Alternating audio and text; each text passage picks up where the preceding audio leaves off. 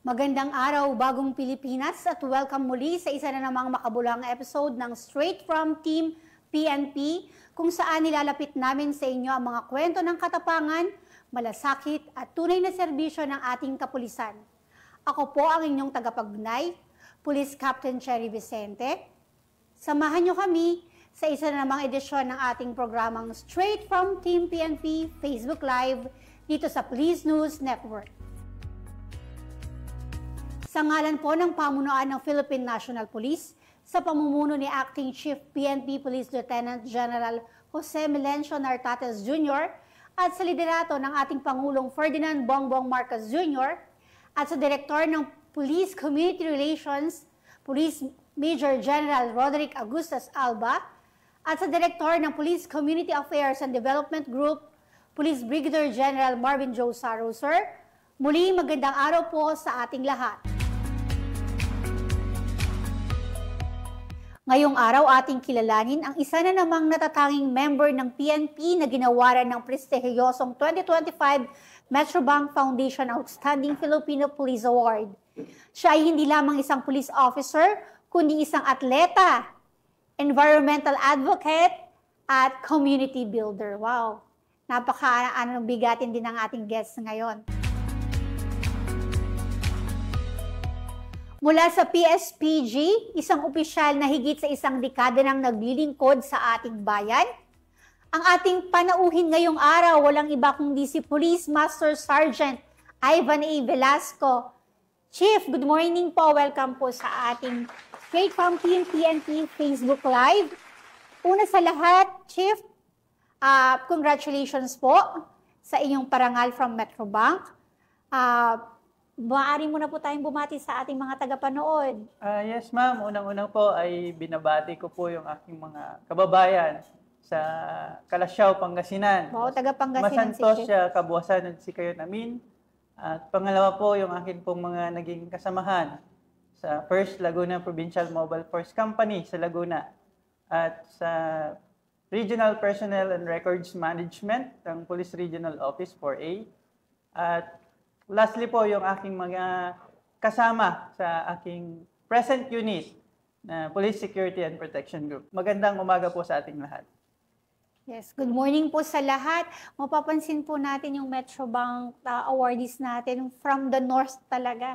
Yes, Sir, awards from the north also, then sa Pangasinan naman kayo. Yes, ma'am. Pero ang nirepresent ko po for this prestigious award is yung ating pong Manila. A project. Kasi ang PSPG po ay nandito po ako ngayon sa Manila. Sa Metro Manila. Yes, pero you hail from Pangasinan. Pangasinan. Oh, talaga, ang mga taga-norte natin ay maraming initiatives po. Ano po?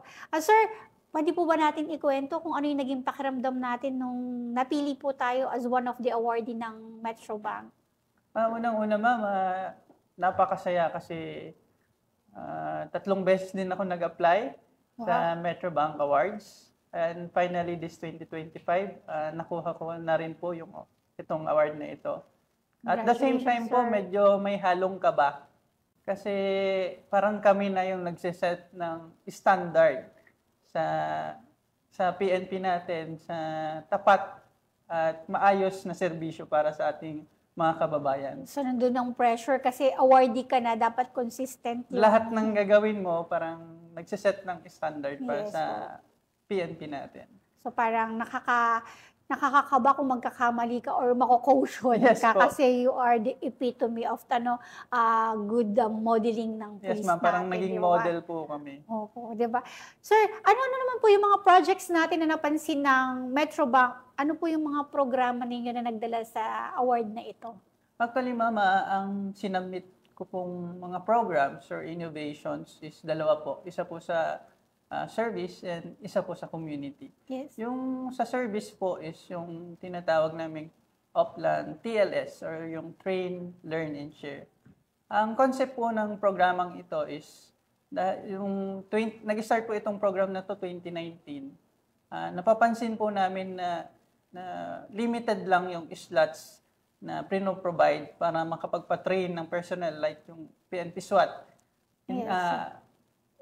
although gusto naming ipadala like 30 personnel na makapag-train ng SWAT para ma-equip yung aming unit, minsan 2, 3 lang yung na-provide namin or na ipapadala. Ang ginawa po namin doon sa programa na Oplan TLS is magpapadala po kami ng personnel na matitrain like 2, 3 hanggang 5, ganyan. Then pagbalik po nila, Sila naman mag-train. ire-echo po nila doon sa mga personnel namin na hindi na-train. Para nang sa gayon is parang na-trained na rin po sila. Yes, bali sila naman ang mentoring. Opo, parang sila yung, mentoring. Sila yung teacher inside the the unit. Yes, diba? ma'am. Para maging makapagdagdag doon sa operational capability at operational readiness ng aming unit. Yes. Though hindi accredited din ba yung pagtitrain nila sa Oplan TLS? Yes, ma'am. Pag nag-train sila, may certificate din sila? Or you are just preparing your personnel po para in case na ma-deploy sila, alam na nila? Yes, ma'am. Parang more on preparing po yung personnel natin para in case ng mga incidents, iisa po yung galaw natin Totoo. sa Standard response yung, ng ating unit. Yun, para hindi na at once na nagkaroon na ng problem, doon pa lang, ay anong gagawin natin dito? Yes, so, ma'am. before ma-deploy sila, since meron ng re-echo ng training, Yes, ma'am. yun na yung magagamit. So, magandang project na napakikita natin sa Metrobank kasi at the same time, low cost siya. Hindi mo siya kailangan provide ng malaking budget. Or kasi resources, ma'am. yung nagpapatrain or yung nagtitrain inside the unit na. So, hindi na tayo kukuha ng guest lecturer. Yes. So, kasama na natin sa unit. So, magandang po yun na pagpapasa ng knowledge sa ating mga kasamahan sa trabaho. Yung isang programa po. Then, yung isa naman po na sinubmit ko, yung Oplan Green Planet. So, bali po, ito po yung evolution ng ating Oplan Verde na programa ng Laguna Provincial Office. So, ang ginawa po namin is parang nahati po ito sa dalawang concept. Yung una po is yung enhanced monitoring at yung anti-illegal logging campaign.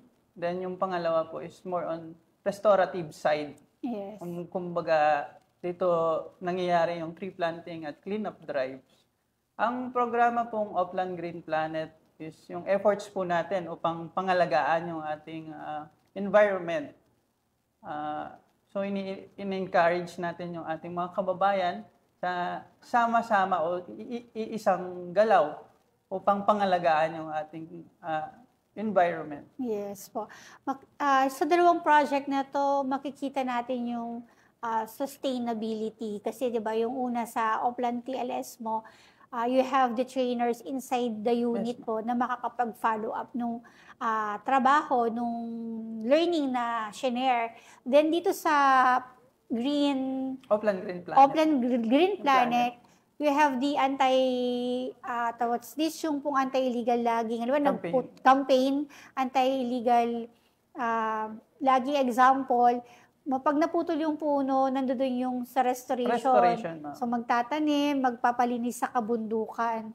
So magandang project po yun kasi lalo na ngayon yung usong-uso. Puro bagyo. Kung di naman La Nina, kusang umuusok yung bundok. So, 'di ba? So, ang programang Oplan Green Planet is a low-cost but high-impact project. Hindi natin kailangan gumastos ng malaki para makuha yung pinaka-goal ng ating project. Isa pa po sa pinakamaganda dito sa programang ito is yung support ng ating mga community at yung support ng ating mga stakeholders. Yes. So, Ivan, yung nabanggit mo kanina, low cost siya. So, paano, meron ka bang mga kasama dito sa project na to? Yes. Meron ba tayong mga stakeholders na nakakasama? Dahil nga environment to, syempre hindi lang ikaw mag-isa o yung team mo ang nagtatrabaho. So, you have your partner community or stakeholders sa project? Yung mga agencies po na katuwang natin sa pag-implement ng programang ito is yung unang-una yung DENR at pangalawa po yung tinatawag namin Makiling Banahaw Watershed Area Team ng NAPOCOR. Sa pagkakaalam po ng iba or for information po ng lahat, ang Makiling Banahaw Watershed Area Team ay isang division ng NAPOCOR na nangangalaga sa Makiling Banahaw Watershed.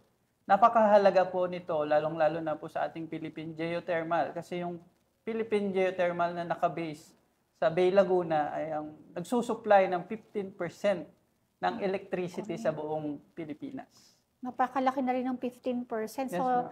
dapat pangalagaan talaga ang kabundukan sa Laguna dahil yung kuryente natin. At saka kapag na-pollute yung environment natin, yan, nauuso na ang mga brownout Yes, na ma'am. yan. Yung pagbaha na yan. Kapag hindi nataniman ng mga kabundukan, talaga namang makita natin yung salanta ba na inaabot ng ating mga kababayan na Yes, ma'am. lubog ang bahay. Nakakalungkot na panoorin kung hindi natin pangangalagaan ang ating kapaligiran, di ba? Ivan, ano naman yung pinakamalaking hamon? Kasi environment, napakadalang lang sa atin yung talagang nangangalaga sa ating kapaligiran. Ano yung mga naging hamon mo para mabuo itong proyektong ito? Ma'am, sa lahat naman ng ating programa o yung mga bagong innovations na gusto nating implement ay may kaakibat na challenges. Unang-una dito, ma'am, is yung ating resources. Mhm. Pangalawa ay yung ating support na makukuha natin sa community. Mahirap kasing basta na lang mag-ano ng program na Walang support. walang support from our community. Then, isa pa is yung mga kasamahan natin. Isa rin Kasi yan. minsan, in reality, parang kumbaga, Sila yung unang kumukontra. nagkakaroon na naman to ng dagdag na Trabaho. para sa atin. Pero sa tulong ng ating Panginoon at maayos na pakikipag-ugnayan sa ating komunidad, na pakita natin kung ano talaga yung kahalagahan na maibibigay ng ating programa. Especially doon sa ating mga kasamahan kasi sila na rin talaga yung gumalaw para maging successful yung ating programa. Ibig sabihin, talagang yung challenges na yan, una yung pangungumbinsi mo sa kasama mo na hindi ito dagdag ng trabaho. Kung madadagdagan man tayo ng trabaho, malaki naman ang ating natutulungan. Yes, So, ma'am. na-motivate mo sila, tingnan natin yung taong matutulungan natin. Yes, ma'am. Dagdag na trabaho, mas safe ang community sa flood, di ba? So, napakagandang initiative na napakita mo sa mga kasama mo na yung initiative mong ito makakatulong sa ating bayan. Yes. So, from that, tumulong din ang community. Nakita nila yung kahalagahan ng initiative through the environment, yung Oplan Green Planet. Yes, ma'am. Di ba? Sa dami ng nagawa mong contribution from inside the PNP and the community, ano naman ang pinagmamalaki mo sa mga accomplishments na to? Yung pinaka-pinagmamalaki mo? Siguro, ma'am, yung pagbabalik ng tiwala ng ating mamamayan sa ating kapulisan. Alam naman natin na sa kinakaharap natin, may mga Yes, sir. problema, mga challenges, and aminin na natin na minsan walang tiwala talaga yung ating komunidad sa atin. Pero sa ating pagpupursigi na maipakita sa kanila kung ano talaga yung kahalagahan at tunay na serbisyo para sa ating mga kababayan, talagang sila na po yung nag-support doon sa ating mga programa. At Yes. kita mo naman sa kanila kung gaano sila kasaya na yung ating kapulisan, especially yung ating First Laguna Provincial Mobile Force Company, ay nandyan lagi at handang tumulong para sa kanila. Yes. So nakita ng mga proyekto mo, yun yung pinakamagandang resulta na mobilize mo yung community at yung perception ba ng tao sa kapulisan na bago Yes, ma'am. because of your initiatives, is lalong-lalo din sa Oplan Green Planet. Kasi nandiyan dyan yung mga pang-environment, pag-i-implement ng batas para mapangalagaan ang ating Kalikasan. kalikasan. At the same time, nire-restore natin yung ating mga kabundukan para maging functionable at maiwasan ang mga kalamidad. Sir, tunay na nakaka-inspired po ang iyong ginawa. talaga naman pong, lalong-lalo na sa part ng Laguna, nakita po yung initiative at patuloy pong sinusuportahan. Ibig sabihin, yung sustainability niya kahit hindi na kayo sa Laguna RMFB, nandito na kayo sa PSPG, tuloy-tuloy pa rin po yung inyong proyekto. Nais ko rin pong ipabatid na hindi lang po ako yung nagtrabaho dito sa mga innovations or mga projects na ito. Kumbaga, tulong-tulong po kami kasi para sa akin, hindi po magiging successful ang isang programa kung hindi tayo magtutulungan. Ang pagtutulungan po namin, ako at ng aking mga kasamahan sa First Laguna Provincial Mobile Force Company, ay isang patunay na kung magtatrabaho tayo ng iisa ay magiging successful yung mga gagawin po natin. Yes. Laguna PMMC pala si Ivan. So sa lahat ng kasamahan niya sa Laguna PMFC, saludo po kami sa inyo at napakaganda ng inyong initiative po tungkol sa ating kapatiran. So sa tulong po ng komunidad, syempre yung support po ng family ninyo at kapwa pulis natin, naging matagumpay po ang inyong programa. Sir, ano po naman ang nagbigay sa inyo o kailangan ko palang gawin tong Oplan Green Plan? Ano yung nakita ninyo ng team ninyo kung bakit kayo, ba't nyo naisip na Oplan Green Planet ang inyong magiging initiative? To give a short history, ma'am, na-assign ako sa Laguna Province noong 2013 after my BRC. Doon pa lang, ma'am, nakita ko na yung problema ng illegal logging noong 2013 sa Laguna. From there, kasi mga baguhan kami, more on deployments lang muna kami. Kami yung nasa field na nagpapatrol. So nakikita namin yung sitwasyon doon sa lugar. Ngayon, nung na-reassign na ako sa headquarters namin, tapos yung pinakamahalaga, ma'am, is yung suporta ng ating mga senior officers, ating mga former mentors na naging force commanders ng aming unit.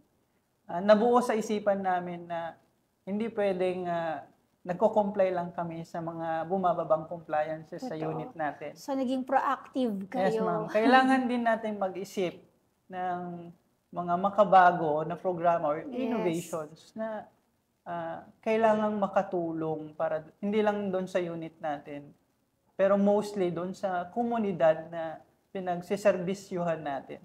So, doon po nabuo yung concept ng Oplan Green Planet. Since kami sa First Laguna Provincial Mobile Force Company, ang primary namin na trabaho is yung mga anti-insurgency. Pag kami po ay nasa mga field, nagpapatrol, nakikita namin yung problema sa mga kabundukan.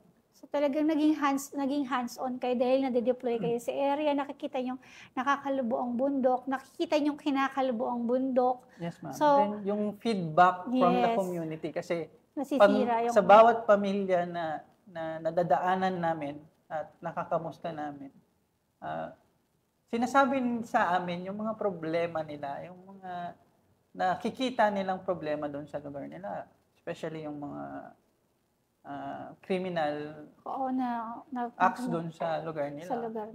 Mostly kabundukan talaga, illegal logging talaga. Kasi nasisira yung kabuhayan nila, di ba? Kaya kapag nagtanim ka, biglang bumaha, nalunod yung pinyang itinanim mo, di ba? Imbis na may maibebenta, walang maibebenta kasi nasira ng baha. So, nakakaawa po yung ating mga kababayan. And usually farming kasi ang ikinabubuhay sa Laguna. So, napakaganda na talagang yung mga kapulisan natin, involved sila sa community. Yes, ma'am. Yun yung maganda doon. So, gusto ko rin yung sinabi mo na proactive kayo.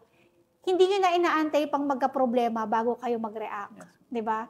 Nandoon ka agad yung, ay gagawin namin itong preventive initiative na to para hindi na muling mangyari yung pagbaha, which is naramdaman naman ng community na nag-iba yung tingin ng taga Laguna sa kapulisan. Na hindi lang baril ang hawak nila, kung hindi humahawak din sila ng piko, pala para magtanim.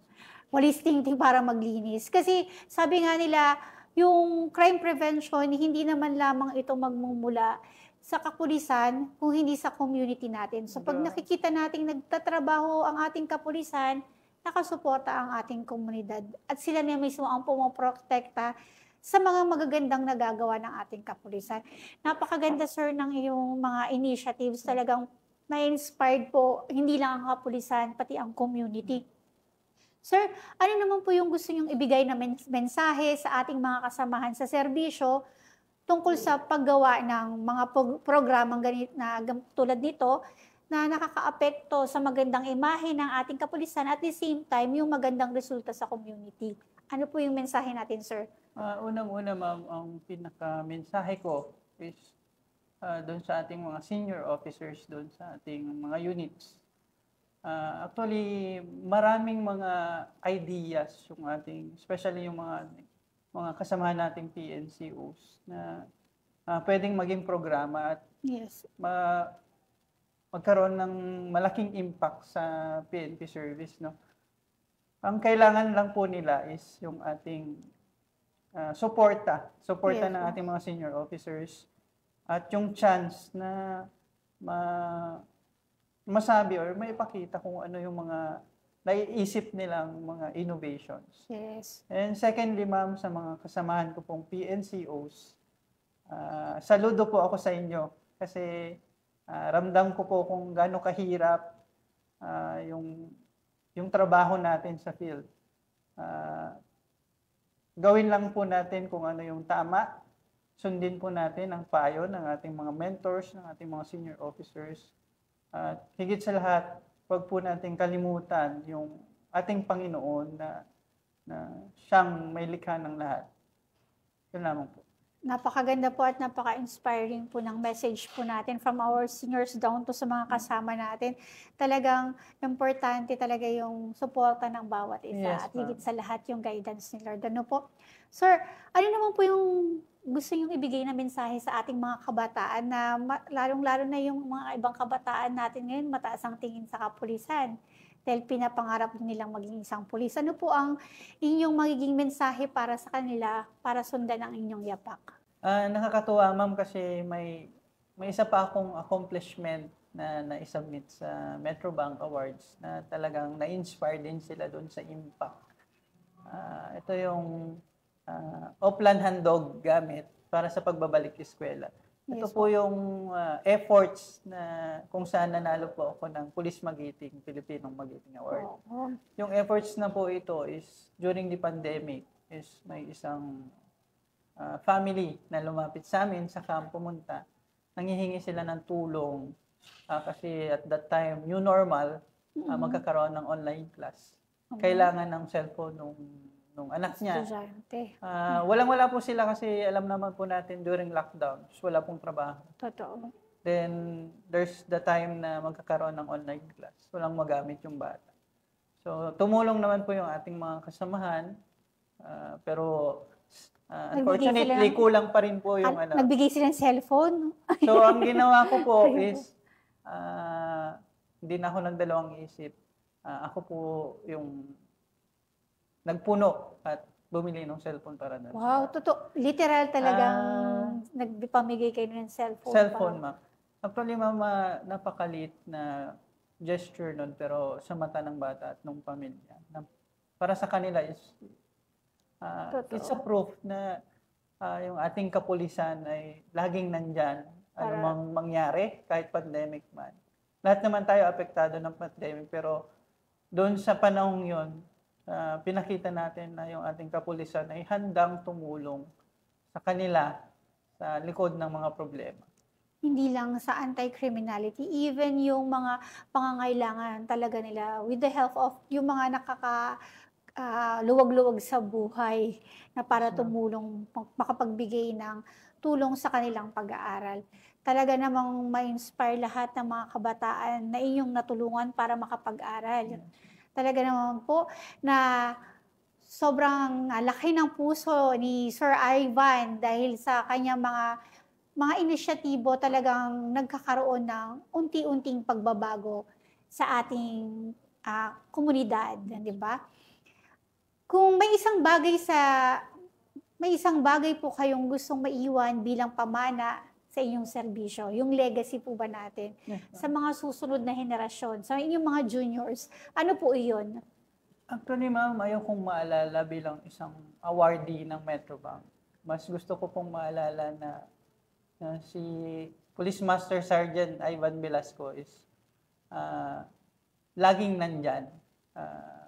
Lalong-lalo na sa pinaka mga importanteng oras na kinakailangan tayo ng ating komunidad. Ang importante po is yung naibibigay natin or lagi tayong handa tumulong pag kinailangan tayo ng ating komunidad. Yun po sa akin mas mahalaga kaysa anumang awards or medals na maibigay sa atin. Komunidad pa rin po para sa akin yung pinaka-importante sa lahat.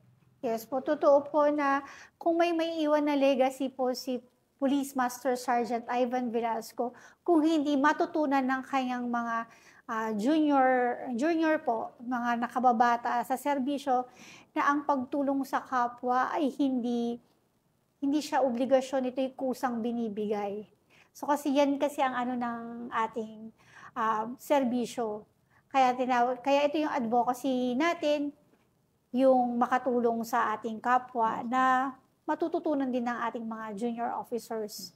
Ano po kasi ang paglilingkod sa bayan ay walang anumang katapat na award yan. Yes, ma'am. Yung maiiwan mong alaala sa kanila, yung magbibigay mong inspirasyon sa kanila na ipatuloy ang iyong ginagawa, ibig sabihin enough na yun na maalala kanila. Actually, yung father ko, ma'am, is also a former police officer. Kaya naman na pala. nag-serve ng 26 years sa police service. Yes, oh. So, siya po talaga yung nag-inspire sa akin at nagpakita kung ano talaga yung tunay na pusong pagsiservisyo para sa ating mga kababayan. Napakaganda ng pagpapalaki ng iyong ama, Ivan, kasi napamana niya sa iyo ang serbisyo. Siya ang kapalit. Ikaw naman ang naging kapalit niya sa serbisyo. At ito, pinagpapatuloy mo yung maganda niyang turo sa iyo sa pamamagitan ng iyong mga initiatives at saka yung buong pusong serbisyo sa bayan. So, gusto ko pa mang makipagkwentuhan sa iyo ng matagal at talagang napaka-inspiring naman talaga ng kwento ni Police Master Sergeant Ivan Velasco, yung kanyang buong puso na paglilingkod para sa bayan, lalong-lalo na sa pagmamahal sa kalikasan. So, sir, talaga pong kami nagpapasalamat at pinaunlakan niyo po ang aming imbitasyon. We feel honored po na nandito kayo ngayon sapagkat po hindi lamang po kami dito sa studio ang inyong na-inspire, maging ang ating mga tagapanood. Kaya muli po, maraming salamat sa pagbabahagi ng iyong magandang kwento. Tunay ngang ipinakita ninyo na ang pulis ay hindi lamang tungkol sa pagpapanatili ng kaayusan at katahimikan, kundi pati na rin sa pagbibigay ng pag-asa, direksyon at inspirasyon sa ating mga kababayan at komunidad. Ang iyong parangal mula sa Metrobank Foundation ay hindi lamang pagkilala sa iyong mga nagawa, kundi paalala na sa bawat kwento ng malasakit at sakripisyo may pulis na handang magbigay ng higit pa para sa bayan.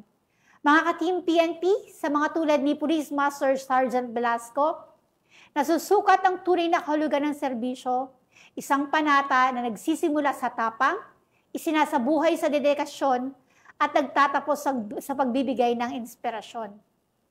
Mula sa tanggapan ng tagapag-ugnay ng Pambansang Pulisya, ako po si Police Captain Cherry Vicente.